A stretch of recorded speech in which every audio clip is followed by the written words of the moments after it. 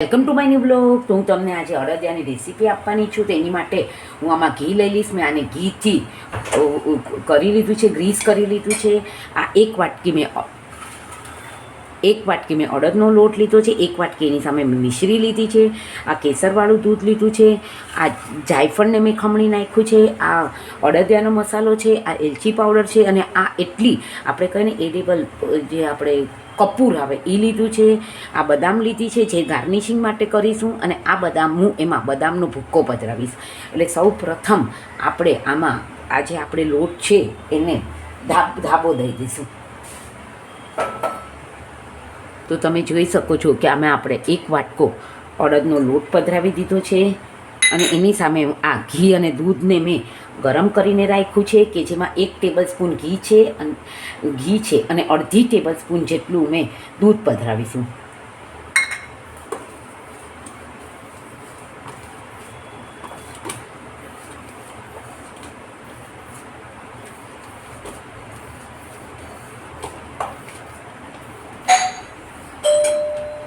જોઈ શકો છો કે આપણો સરસ ધાબો દેવાઈ ગયો છે. હવે આપણે એને 5 મિનિટ માટે રહેવા દઈશું અને પછી આમાં ઘી પધરાવીને આપણે લોટને શેકશું. આવી રીતે મેં દાબીને મૂકી દીધું છે. તો તમે જોઈ શકો છો કે હવે આમાં હું આટલા લોટની સામે આમાં 1.5 એટલે કે લગભગ 3 ટેબલ સ્પૂન જેટલું મેં ઘી લઈ લીધું છે. અને હવે આ ઘીને હું ગરમ કરવા દઈશ. અને ગરમ થશે પછી આ લોટને સાવ ધીમા તાપે શેકી લઈશું.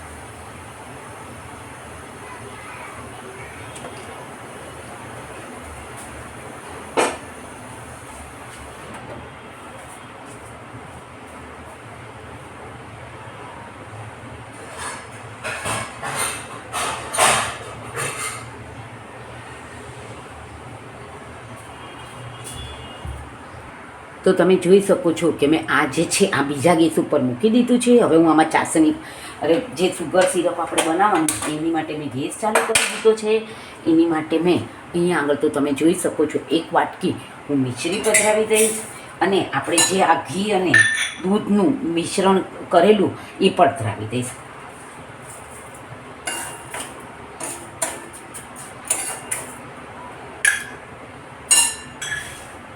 અને આપણે જે મિશ્રીમાં ડૂબે એટલું આપણે જે મીન્સ જળ પધરાવે છે એની જગ્યાએ હું મેં 4 ટેબલ સ્પૂન જેટલું દૂધ પધરાવી દીધું છે. હવે આપણે એને થવા દઈશું.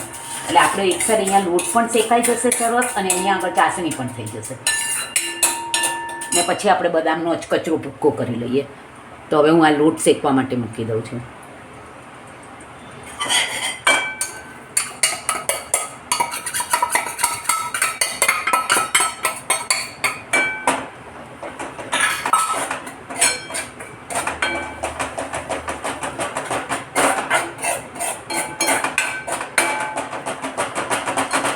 હવે આને આપણે સાવ ધીમા તાપે શેકવાનું.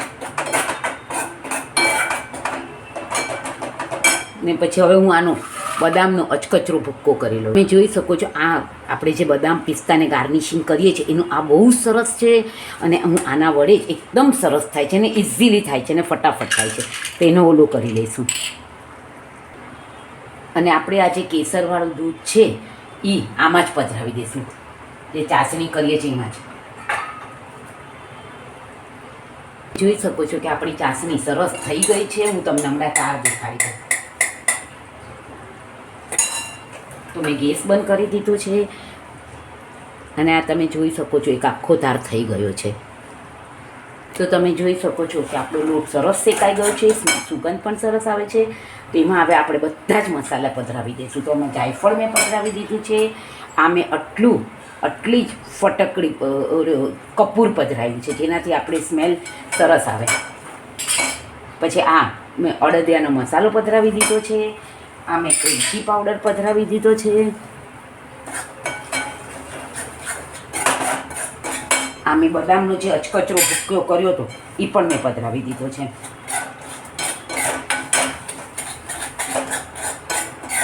હવે મેં આ સ્ટેજ ઉપર મેં ગેસ બંધ કરી દીધો છે. હવે એમાં હું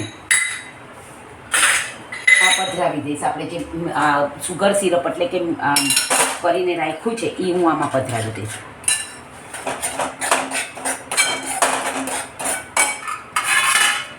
અને મેં આને પણ ઘીથી ગ્રીસ કરીને રાખ્યું છે.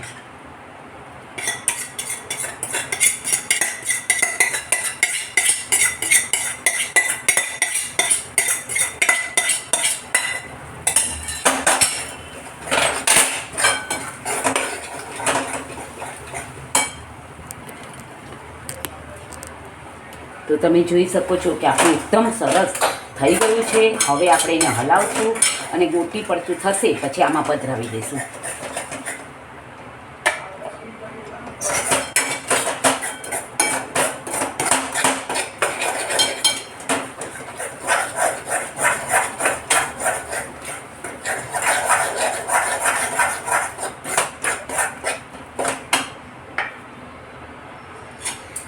તો તમે જોઈ શકો છો કે આપણું ગોટી પડતું થઈ ગયું છે. આમાં ફટાફટ પધરાવી છું કે આખું બહુ સરસ આપણું સરસ મજાનું થઈ ગયું છે.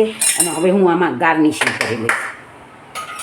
મેં આ તમને જે દેખાડ્યું એનાથી ઝીણો ઝીણો ઓલું કરી લીધું છે. હવે હું આને ગાર્નિશિંગ કરી લઈશ.